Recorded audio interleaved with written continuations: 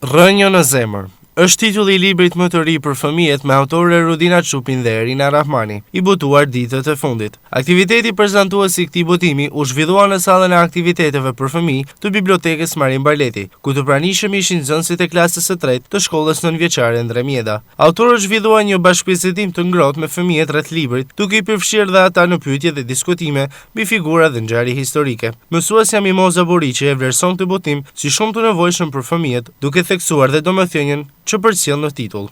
Qëllimi është fëmijët me njoftë me traditën e vendit tonë, duke filluar nga qyteti i Shkodrës, edhe traditën që ka populli ynë, i cili do të transportohet brez pas brezi.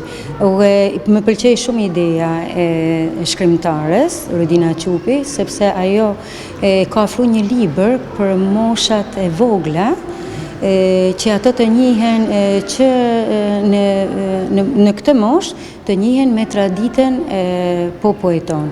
Kjo është një gjë tjetër e bukur sepse ne e cekim çdo ditë në librat shkollor. Edhe kjo është një përmbledhje shumë e bukur që lidhet jo vetëm me gjuhën, por lidhet edhe me pjesën e qytetarisë që tregon kulturën e një vendit, me artin.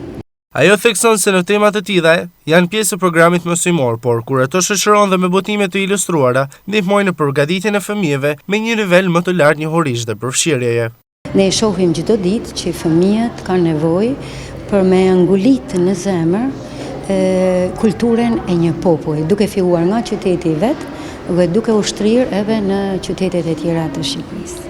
Pjesë e këtij aktiviteti ishte dhe shkrimtari i njohur për fëmijët, Xhahid Bushati, si dhe autorë të tjerë që krijohen për lexuesit e vegjël.